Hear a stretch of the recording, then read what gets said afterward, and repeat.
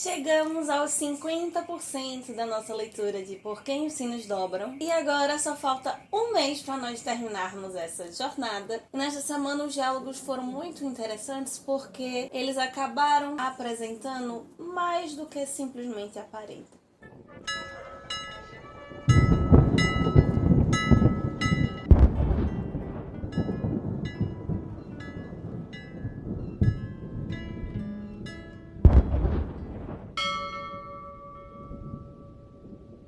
O que temos para hoje são Anjos e Dulcineias. Eu sou a Larissa Bertolino, você está no canal Uma Garota Quixotesca, onde nós tratamos de literatura e mais especificamente no episódio de número 4, vulgo 50% metade, da nossa jornada de leitura conjunta desse mês de maio e próximo de junho, de Por Quem os Sinos Dobram, do Ernest Hemingway. Nós estivemos lendo os capítulos 16 ao 20 nessa semana, uma semana de chuva, uma semana com um clima favorável sim à leitura, mas não muito favorável para várias centenas de famílias, milhares de pessoas aqui, não só na nossa região do Recife, mas em vários lugares do país. Eu vou só te lembrar, espero que você já tenha não só sido lembrado como feito algo, ajudar de alguma forma, doando dinheiro para instituições que estão dedicadas a cuidar, amparar essas pessoas, ou doando roupas, comida,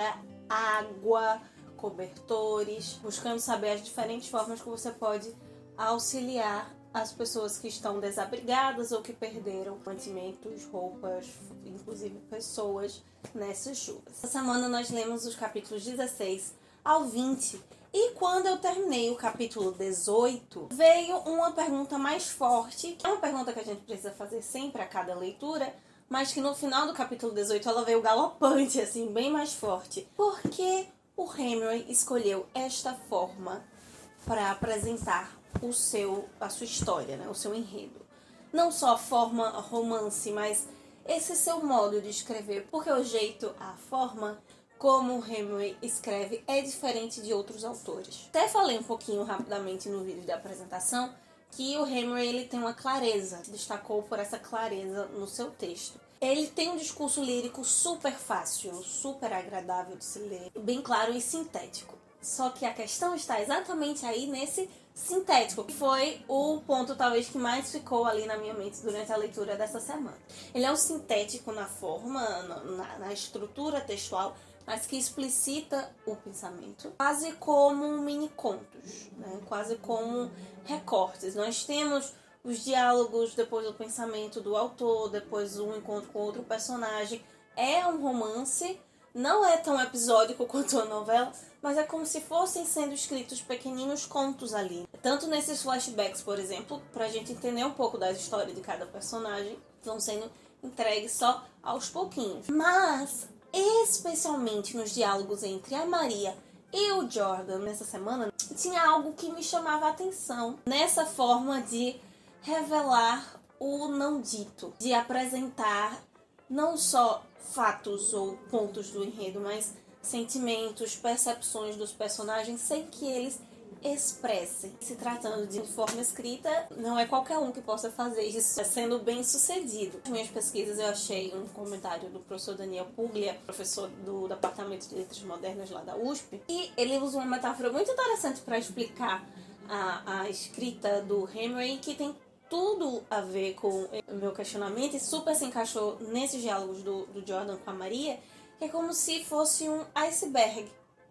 Nós temos as informações aqui no topo, mas há um universo de estrutura, né, submerso ali na água que nós não enxergamos, mas que vão sendo dados indícios e o texto ele se constrói, digamos, na vertical, pelo seu aprofundamento, quando nós lemos a página do início ao fim, mas ele tem essa expansão também lateral, como o iceberg, né, triangular, que nos leva a supor muitas coisas e, na minha percepção, é algo que acaba instigando bastante a leitura e me incentivando a continuar ficcionada nesse livrinho. Estou me segurando, inclusive, para não ultrapassar a quantidade de páginas de capítulos estipulados por semana, até porque tem as outras leituras que a gente precisa fazer para os outros momentos. Sabe, a gente possa até na próxima jornada de leitura acelerar, né? Colocar mais páginas por semana. E por falar nesse iceberg, novamente um ponto que me deixou muito intrigada na primeira semana vai se esclarecendo mais. Essa relação dos republicanos com os soviéticos, que aparentemente não se dariam, mas eles estão ali juntos em prol de um ponto contra os fascistas, porque ele, um professor, está ali, ele é voluntário, ele não é um soldado convocado, ele é um professor de espanhol de universidade que se voluntariou para estar ali no campo de batalha, trabalhando com explosivos. Não só nessa missão, né, porque nós vamos entendendo um pouco mais do que ele fez anos antes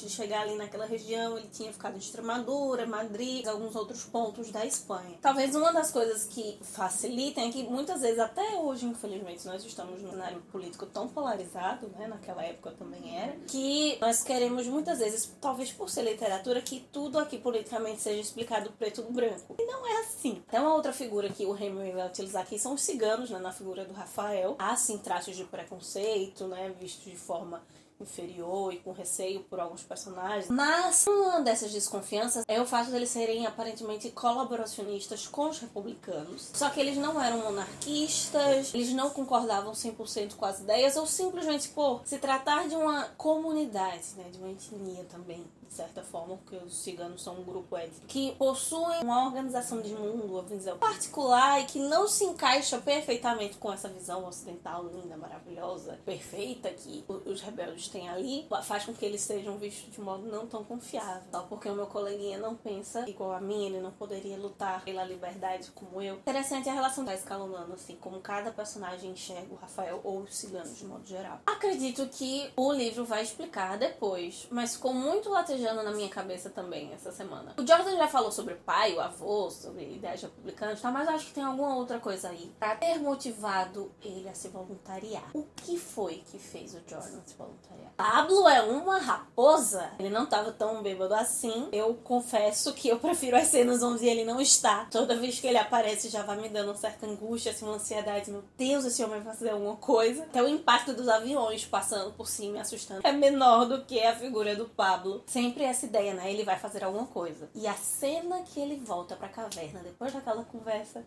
isso não podia ter acontecido. Eu realmente estou me envolvendo com a história do Hemingway. Eu não sei se é devido ao meu trabalho, por trabalhar academicamente com literatura. Por mais que eu goste de um livro, ultimamente eu não tenho me envolvido muito com a história, né? E o Hemingway me proporcionou isso, de fato. Se eu estivesse ali no grupo dos rebeldes e ter ficado desesperada por esse comportamento do Pablo. Só que ao mesmo tempo você lembra aquele ponto lá de Grelhos, que ele é o único, então não dá pra descartar, tanto pelo sentimento de revolta, de tristeza dele, que pode gerar um problema maior, quanto ele é uma peça importante ali no xadrez ainda. Na página 324, o Fernando falando burocraticamente. E depois, 358, o Jordan falando do Kharkov. Ficou muito explícito, claro, no texto, a ideia do espanhol como burocrático, mas não parava de sair da minha cabeça. Vuelva usted mañana, do Larra. Se eu não me engano, foi a primeira resenha do ano passado. Vou deixar aqui no card pra você conferir. Aqui é muito o retrato do espanhol, né? Mas quando ele tá falando do Kharkov, fala sobre os países latino-americanos, ou pelos países que teriam sido colonizados pela Espanha. Isso é muito real, né? Como brasileiros, nós sabemos, nós vivemos na pele as consequências da burocracia. Além de ser algo engraçado, gera engajamento, nós nos conectamos com os personagens e as suas posições sobre o assunto, mas é um modo que reflete também como o Hemingway, ele acaba lendo, entendendo e apresentando o mundo de um modo materialista, racional, mais descritivo, mais analítico, num cenário de muita tensão, de muitas emoções à flor da pele,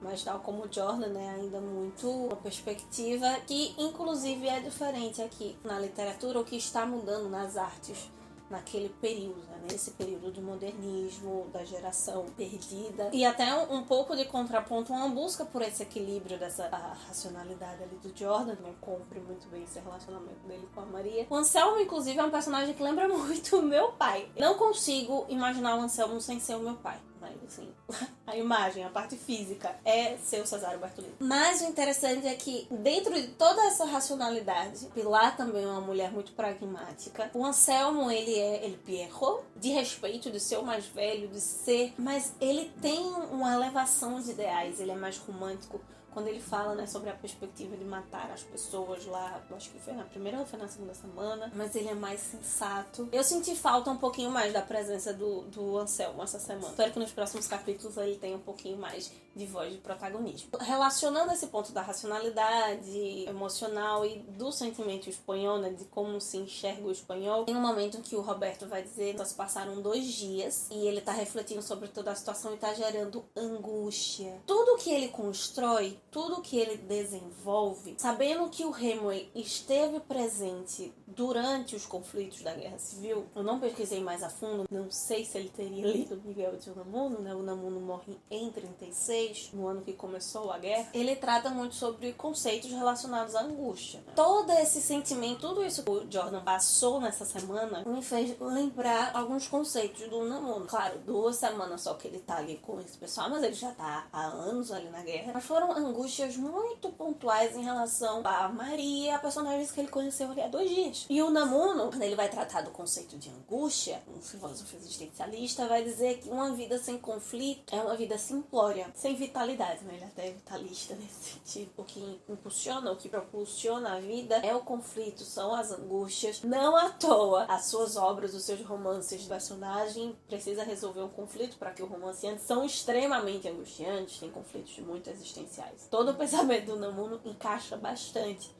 com esse sentimento. O momento em que o Jordan está se permitindo questionar as coisas. E talvez por isso que eu tenha marcado tenha sido um ponto muito importante para o que pode acontecer nas próximas semanas. Esse lado racional dele continua ali muito presente, né? Ele está pensando muito, mas ele está se permitindo, ele está abrindo brechas para certas coisas que antes ele não permitiria de forma alguma. Não à toa tem aquelas questões sobre o seu amigo, comandante dele, essas promessas e esses pedidos de que me mate antes que eu seja pego, né? Me mate para que eu não seja pego. Quando nós estudamos a história da Guerra Civil Espanhola, isso é muito sério. Lembra o que eu falei no vídeo da apresentação, a Guerra Civil Espanhola, um campo de batalha preparando testes de estratégias, novas armas, novas formas de combate para a Segunda Guerra. E algumas das poucas coisas descritas na Maria tá se abrindo um pouquinho mais pro Jordan, mostra como o cenário de tortura, o que era feito pelos inimigos de ambos os lados, né, num nível tal, e realmente levava esses homens para pedir isso. Não, prefiro que um colega meu me mate, que eu não sofra, que eu não chegue a delatar ou trair o movimento. Que é mais ponto de tensão e de angústia entre todos esses personagens. Sempre que esse ponto é tocado, se eleva. É óbvio que vai se elevar, porque o assunto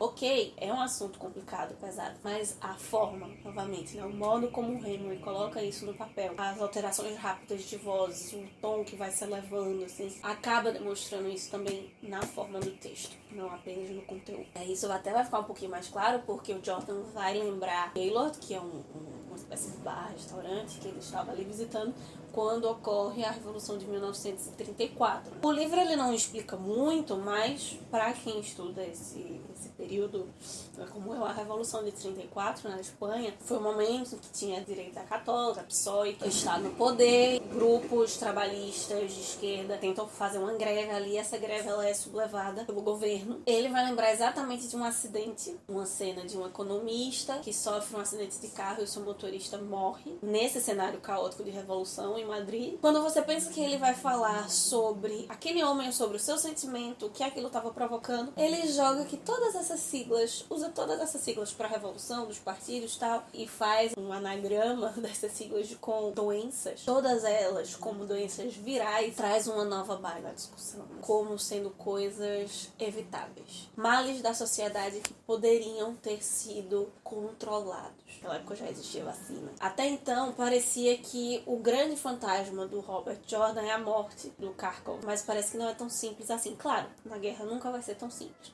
mas vão se apresentando outros pontos, outros detalhes do que teria acontecido nos períodos ali próximos que vão nos trazer outras camadas de angústia. Então é isso, como nós vimos, muita materialidade, muita racionalidade essa semana, tensão crescendo de modo formal. Ao mesmo tempo que nós temos uma racionalidade, mas temos um sentimento de uma expressão, pelo menos, o que está intensificando as tensões. Então, provavelmente, nos capítulos dessa nova semana, nós teremos alguns plot twists, talvez. É o que eu estou esperando, ou maiores explicações. Então é isso, meus queridos cavaleiros andantes. O que mais te gerou angústia essa semana, coloca aqui embaixo pra gente continuar conversando sobre as nossas leituras, o que vocês perceberam, que eu não comentei aqui, coloca aqui embaixo também. Nos vemos lá no Instagram, @umagarota_quixotesca, onde nós já vamos começando a leitura dessa semana e vamos dando alguns pontos, algumas introduções, comentando uma coisinha ou outra lá nos stories. Quarta, nos encontramos para começarmos um novo mês de leituras, um novo mês de literatura. E enquanto isso, possamos sair da biblioteca e ver muito além dos meios de venda.